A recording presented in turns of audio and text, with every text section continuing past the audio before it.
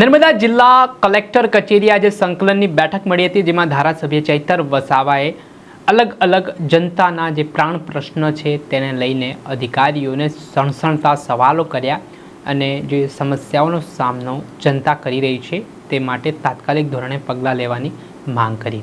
ધારાસભ્યએ શું પ્રશ્નો ઉઠાવ્યા છે નર્મદાને લઈને વિગતે વાત કરી.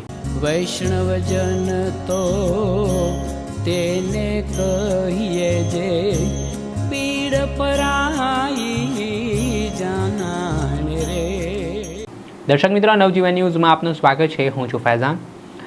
આજે શનિવારનો દિવસ અને અલગ જિલ્લાઓમાં સંકલન સમિતિની બેઠક મળતી હોય છે, જેમાં ધારાસભ્ય પોતાના વિસ્તારના પ્રશ્નો છે તે જિલ્લા કલેક્ટર સમક્ષ મૂકતા હોય છે. ત્યારે રાજપીપળા ખાતે કલેક્ટર કચેરીએ આજે નર્મદા જિલ્લાની સંકલનની બેઠક મળી હતી, જેમાં ડેડિયાપાડાના ધારાસભ્ય ચૈતર વસાવા દ્વારા અલગ આરોગ્યલક્ષી સેવા હોય, પીવાના પાણીનો મુદ્દો હોય, રોડ રસ્તાની દયનીય હાલત હોય, તેમજ જમીન વિહોણા થયેલા લોકો હોય તેમને તાત્કાલિક ધોરણે પ્લોટ ફાળવવાની વાત હોય, તેવા વિવિધ મુદ્દાઓને લઈને અધિકારીઓ સમક્ષ પોતાની રજૂઆત કરી. સાથે જ નર્મદાની જે સિવિલ હોસ્પિટલ છે, આમ એક માત્ર મુખ્ય આધાર આ હોસ્પિટલ પર છે. ત્યાં સિટી સ્કેન મશીન હોય કે પછી જે તમામ અત્યાધુનિક સુવિધા તે ઉપલબ્ધ કરાવવાની તેમણે માંગ કરી છે. સાથે તુમડાવાડી ગામ જ્યાં પીવાના શુદ્ધ પાણીની સમસ્યા છે, રોડ રસ્તાની દયનીય હાલત છે, તેમજ વિવિધ વિકાસના કામોથી પણ આજે પણ આ ગામ વંચિત છે. તો આમાં અધિકારીઓ તાકીદે પગલાં લઈને આ ગામમાં વિકાસના કામો જલ્દી લાવે તેવી માંગ તેમના દ્વારા કરવામાં આવી. અને વિવિધ જનતાના પ્રાણ પ્રશ્નો ઉઠાવતા શું કહી રહ્યા છે ધારાસભ્ય ચૈતર વસાવા, તેમને સાંભળો. આજે કલેક્ટર શ્રી નર્મદાની અધ્યક્ષતામાં જિલ્લા સંકલન એવં ફરિયાદ નિવારણ સમિતિની બેઠક હતી, જેમાં જિલ્લા પંચાયતના પ્રમુખશ્રી, સાંસદશ્રી, ધારાસભ્યશ્રીઓ અને તમામ શાખા અધિકારીઓની ઉપસ્થિતિમાં નર્મદા જિલ્લાના પ્રજાના હિતને લગતા પ્રશ્નોની આજે વિગતે ચર્ચાઓ થઈ છે અને સકારાત્મક રીતે ચર્ચાઓ કરીને નર્મદા જિલ્લાના લોકોના સારામાં સારા કામ થાય એ દિશામાં આજે સકારાત્મક બધી ચર્ચાઓ થઈ છે. અમે પણ જિલ્લા પ્રમુખ સાહેબ સાથે મળીને આજે જિલ્લા સંકલન સમિતિની બેઠકમાં અનેક પ્રશ્નો રજૂઆતો કર્યા છે, જેમ કે જમીન વિહોણા લોકોને 6 તાલુકામાં એમનું સર્વે થાય અને એમની જે પ્લોટની માંગણી હોય એમને પ્લોટ આપવામાં આવે.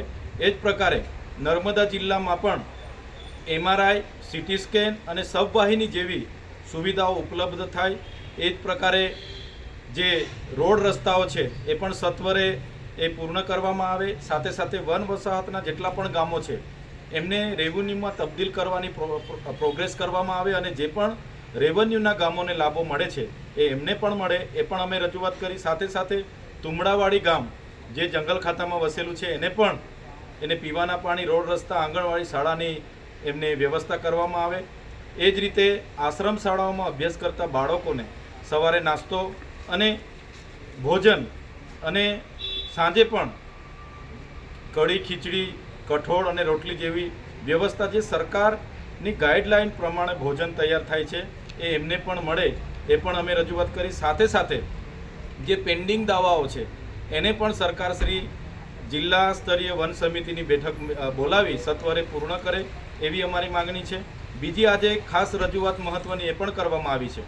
ગ્રામ પંચાયતમાં કામ કરતા VCથી લઈ સર્કિટ હાઉસ પર તાલુકા પંચાયત, જિલ્લા પંચાયત અને કલેક્ટર કચેરી સંલગ્ન તમામ કચેરીઓમાં, બાંધકામ, વન વિભાગની કચેરીઓમાં કામ કરતા પટાવાળા હોય, સિક્યુરિટી ગાર્ડ હોય કે રોજમદાર હોય કે સર્કિટ હાઉસ ઉપર કામ કરતા તમામ લોકો માટે સરકારશ્રીએ નક્કી કરેલા ધારા ધોરણ મુજબ લઘુત્તમ વેતન ધારા મુજબ એમને પગાર આપવામાં આવે અને તમામ પ્રકારના લાભ એમને આપવામાં આવે એવી આજની જિલ્લા સંકલન સમિતિની બેઠકમાં અમે રજૂઆત કરી છે. સાથે નેશનલ હાઈવે ઓથોરિટી દ્વારા વડિયા પેલેસના જે દુકાનદારો છે એમને ડિમોલેશન કરવામાં આવ્યું છે, ત્યારે એ નિરાધાર લોકો છે, નાની રોજગારી કરીને પોતાનો જીવન નિર્વાહ કરે છે, એમને પણ ત્યાં પોતાની નાની દુકાન ચાલુ રાખવા દેવામાં આવે એની પણ અમે વાત કરી છે. અને તમામ રજૂઆતોમાં જિલ્લાના માન્ય કલેક્ટર શ્રી, જિલ્લા વિકાસ અધિકારી શ્રી, DCF શ્રી, નિયામક શ્રી બધા જ લોકોએ સાથે મળીને અમને વિશ્વાસ આપ્યો છે કે આ તમામ કામગીરી સત્વરે થશે અને જે ચિકતા તાલુકો, જે નવરચિત તાલુકો છે એમાં પણ તમામ કચેરીઓ ટૂંક જ સમયમાં એનું બાંધકામ ચાલુ થઈને ત્યાં કાર્યરત કરવામાં આવશે એની તમામ બાબતોની આજે અમને ખાતરી મળી છે. હવે સાંભળ્યા હતા ધારાસભ્ય ચૈતર વસાવા. તેમણે આશ્રમ શાળાઓમાં વિદ્યાર્થીઓના નાસ્તાની વાત હોય કે પછી ચેકદા તાલુકામાં જે નવી બિલ્ડિંગનું કામકાજ ચાલી રહ્યું છે તેમાં જલ્દીમાં જલ્દી કામગીરી છે તે પૂર્ણ કરવા માટેની માંગ તેમના દ્વારા કરવામાં આવી છે. ને આજે તાકીદે જે સંકલનની બેઠક મળી હતી તેમાં વિવિધ પ્રશ્ન તેમણે ઉઠાવ્યા. દર્શક મિત્રો, આવા જ નવા વિડીયો સાથે આપને માહિતગાર કરતા રહીશું.